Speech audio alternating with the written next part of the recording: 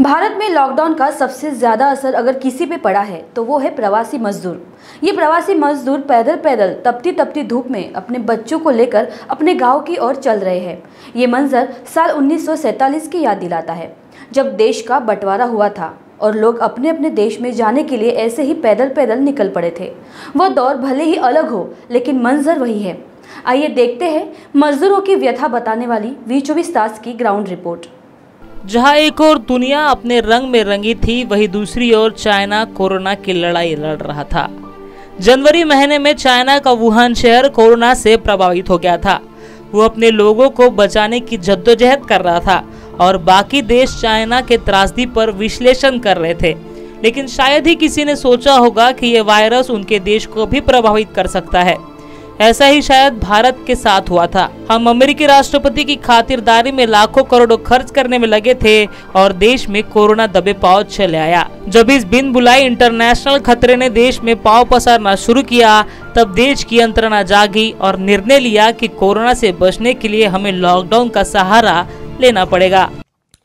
आज रात 12 बजे से पूरे देश में, ध्यान से सुनिए, पूरे देश में आज रात 12 बजे से संपूर्ण देश में संपूर्ण लॉकडाउन होने जा रहा है। बिना किसी प्लानिंग के देश के प्रधान सेवक माननीय मोदी जी ने 24 मार्च को लॉकडाउन की घोषणा कर दी। There is no preparation of coronavirus. I have said it again and again in my tweets. There is no preparation. The Indian government is asleep. They do not realize that coronavirus is spreading in this country, and it is going to have devastating consequences. Our Prime Minister is sleeping at the wheel. He does not understand these things. Unfortunately, I'm telling you, the Prime Minister of India is clueless about the economy, about how these things work, and we are heading on the highway for an accident. As a nation, we are heading for an accident as a nation. Lockdown के कारण किसी का घर से बाहर निकलना बंद हो गया। बस, विमान सेवा, ट्रेन सेवा सारे बंद हो गए। सारा कुछ अपने जगह पर रुक सा गया। सारे जनता ने प्रधानमंत्री मोदी जी के निर्णय का स्वागत किया और अपने काम धंधा छोड़कर घर पर बैठ गए। लेकिन देश में एक तबका ऐसा भी है जो अपने गांव से बाहर पेट भरने के लिए जाता है, नए शहर नए राज्य में रोज कमाता है और रोज खाता है, जिन्हें हम मजदूर कहते हैं। इनका क्या? इनके बारे में कोई प्लानिंग नहीं की गई, जिसके चलते हजारों लाखों मजदूर हजार किलोमीटर पैदल ही अपने गांव की ओर निकल पड़े। इन मजदूरों में ज्यादातर मजदूर उत्तर प्रदेश, मध्य प्रदेश, झारखंड, बिहार राज्य के थे। लॉकडाउन में काम बंद हो गए। अब ये मजदूर क्या कमाएंगे और क्या खाएंगे? यही सोचकर इन मजदूरों ने बाहर शहर में किसी के रहमो कदम पर पलने से अच्छा अपने गांव में जाकर इज्जत की सूखी रोटी खाना पसंद किया और निकल पड़ा जत्था का जत्था अपने गांव पैदल पैदल। ये मजदूर सरकार से किसी भी तरह की उम्मीद नहीं कर सकते थे, क्योंकि सरकार ने सारी यात्रा की सेवाएं बंद कर दी थी। अपने मेहनत पसीने से शहर बनाने वाले ये मजदूर उसी शहर को अलविदा कहने के लिए मजबूर थे। हजारों किलोमीटर की पैदल यात्रा कर ये मजदूर अपने गांव के लिए निकल पड़े। रास्ते में किसी ने कुछ दिया तो खा लिया, वरना भूखे पेट ही बच्चों बूढ़ों को लेकर चलते रहे। ये मंजर शायद 1947 की याद दिलाता है, जब देश आजाद हुआ था और बंटवारा होकर भारत और पाकिस्तान बना था।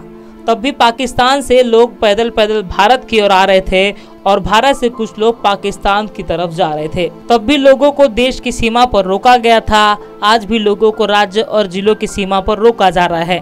दौर भले ही अलग हो, लेकिन स्थिति शायद उसी तरह की है। उस समय अपने देश आने के लिए लोग चल रहे थे। आज अपने देश में ही अपने गाँव पहुँचने के लिए मजबूर मजदूर चल रहे हैं। अपने गाँव जाने के लिए ये मजदूर 15 से 20 दिन पैदल पैदल चल रहे हैं। इस बीच कई मजदूरों की मौत हो गयी। कई मजदूर एक्सीडेंट में मौत के घाट उतर गए, तो कईयों ने चलते चलते दम तोड़ दिया और हमारी सरकार अपनी पीठ थपथपाने में मशगूल रही।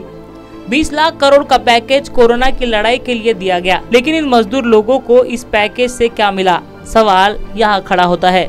कई दिन मजदूरों के पैदल चलने के बाद केंद्र सरकार की नींद टूटी और केंद्र सरकार ने तेलंगाना सरकार की गुजारिश पर तेलंगाना के लिंगापट्टी से झारखंड के हटिया तक पहली श्रमिक ट्रेन चलाई।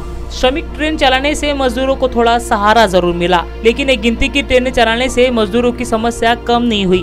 केंद्र सरकार के आंकड़ों के अनुसार देश में 8 करोड़ प्रवासी मजदूर है और अब तक सिर्फ कुछ ही फीसदी मजदूर अपने गांव पहुंच पाए हैं, जिसे शायद ही ऊंट के मुंह में जीरा कहा जाना चाहिए। आज भी ये प्रवासी मजदूर 46 डिग्री सेल्सियस में अपने बच्चों बूढ़ों को लेकर चमड़ी पिघलाती गर्मी में अपने गाँव जा रहे हैं। केंद्र सरकार की मजदूरों को ट्रेनों से अपने गाँव पहुँचाने की पहल भले ही महत्वपूर्ण हो, लेकिन क्या ये पहल पर्याप्त है, ये सवाल यहाँ खड़ा होता है।